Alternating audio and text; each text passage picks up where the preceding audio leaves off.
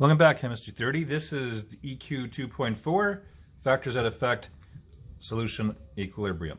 So calculate the molar solubility in the presence of a common ion. So in the last video we looking at solubility, determining KSP, or molar solubility when something is simply dissolved in water or another solvent. Here we look at dissolving the same something again, but in the presence of an ion that may affect solubility. So if you look over here, the presence of either ion in a solution reduces the solubility of calcium fluoride. So if we look at calcium fluoride like we did in the last video, it breaks down into calcium and fluoride ions. But what happens if we're throwing it into a beaker? So last time we would have thrown it into just simply water, and of course water dissolves it so that calcium ions and fluorine ions are floating around. But what happens if we throw it into something that already has calcium ions floating around in it due to some previous substance being dissolved? So what happens is that it will reduce the solubility of calcium fluoride, because if I look at this example, for example, if there is calcium, increasing the amount of calcium that's there, so it's going to want to shift to the left because it's an equilibrium after all. So if I have an increased amount of calcium or an increased amount of fluoride, it shifts to the left, and of course what's to the left? Undissolved solid calcium fluoride. So it's hard to see on mine, but yours is a little bit easier. If I add calcium or fluoride, it shifts the equilibrium, reducing the solubility, since more CaF2 is favored. So this reduction in solubility is due to the common ion effect. This calcium fluoride ionizes less than if it were alone in this solution. So the solubility of a slightly soluble salt is decreased by a second solute that furnishes a common ion or makes a common ion.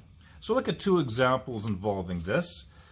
First of all, we'll look at, given the KSP, so we'll look at calcium fluoride again. Given that the KSP of calcium fluoride is this, calculate the molar solubility of calcium fluoride in a solution that has some calcium nitrate in it. So we set this up the same way. We're looking again, how much calcium fluoride dissolves. So it's basically identical to what we did in the previous video. So I set this up the same way, set up the ice chart. And initially I don't have any we have to hold the phone there because we do have something happening here. So we imagine it like this. We're throwing in calcium fluoride, okay? But we already have some calcium nitrate in it. So calcium nitrate that has dissolved. 1 calcium for every 2 nitrate. And of course what happens here is that the calcium here is a common ion to calcium fluoride. So if I look at originally I have calcium nitrate in the solution. And I'm assuming that it's 0.010 molar, so it's already dissolved.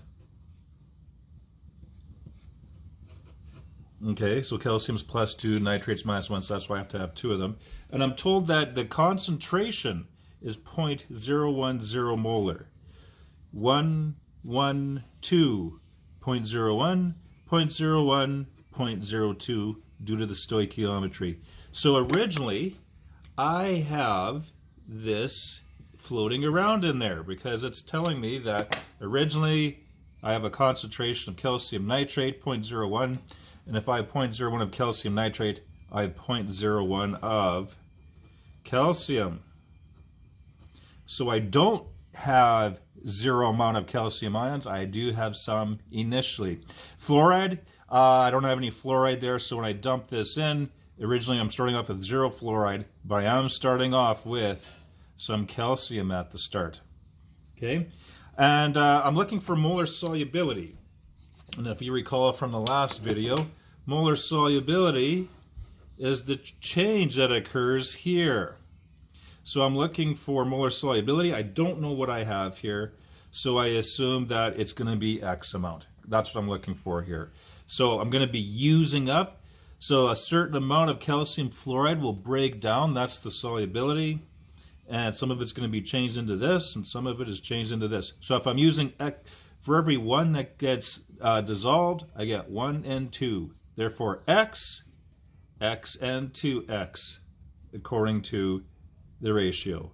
1 to 1 to 2, therefore X to 2X, to follow that ratio. So over here I'm going to have 0.010 plus X, and here I'm going to have 0 plus 2X, which is just simply 2X. All right. So that's the only difference is this part right here, realizing that I do have something in there initially, and I have to, of course, incorporate that into here. So over here, hopefully you can squeeze this in. KSP is equal to the concentration of calcium ions multiplied by the concentration of fluoride ions, but it's squared because there's 2 fluoride ions. I'm told that the KSP is 3.9 times 10 to the minus 11. And at equilibrium here, that's of course what goes into the KSP equation. 0.010 plus X multiplied by 2X squared. Okay. Now, what's going to happen here, if I leave this as is, you can see I'm going to get a quadratic equation here. 2X squared, actually an X cubed type equation, and it's going to be really difficult unless you can remember polynomial factoring from math. But there's an assumption that we can make here. So in all of these are all slightly soluble. So since X, and we can make this assumption for the most part. If you move on in university, there's a little test you can do. It has to be under a certain percent. But for our questions, we can assume that it's just a little bit that gets dissolved. So since X will be extremely small compared to, now I'm looking at this spot here particularly, X is going to be really small. It's like comparing if I had $10,000 and I subtracted a dime. That's not really going to affect much here. So taking a dime away from $10,000 doesn't really change that $10,000 that much. You still have a pile of money. So it's the same thing here. X is really small compared, even though we view 0.01 as a small number, that's actually a really big number in terms of solubility. So since it's so small compared to 0.01, it can be omitted in 0.01 plus X. Okay? Because it's like taking a dime away or adding a dime to 10,000 doesn't make a huge difference. It's this part here that we can kind of simplify, because I know that only small amounts here, like we're getting numbers that are like 2.0 times 10 to the minus 5, which is a really small number. So this part here, which would cause a lot of mathematical work here, we can omit the X from here. We still need X to solve for it, but 0.01, for the most part, what's in this set of brackets is 0.01 because that X is such a small amount. So that's going to help us out quite a bit. So that's going to be 0.010 multiplied by 2X squared. And of course, bed mass rules, brackets, exponents before multiply. So 2X squared, 2X all squared is going to be 4X squared.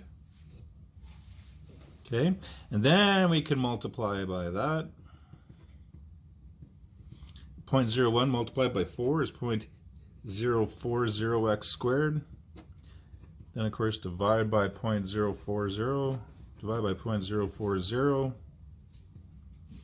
That's going to give me 9.75 times 10 to the minus 10 is equal to x squared. Then of course square root that. And that gives me 3.1 times 10 to the minus 5. So yes, you can see x is a really small number. Compared to 0.01, this is 0.000031. So yes, it's not going to make a huge difference over here because it's such a small amount. So X, it represents quite a few things. If I add it to 0.01, it represents how much calcium ions I have at equilibrium. It represents how much fluoride ions I have at equilibrium if I multiply by 2. But what I'm concerned about in this question is this. It's the amount of calcium fluoride that dissolves, or the molar solubility. So the molar solubility of calcium fluoride is 3.1 times 10 to the minus 5. There we have it. Okay, so that's into this video. So the next video, we have another question to do, this time looking at a common ion of fluoride. We'll do that in the next video.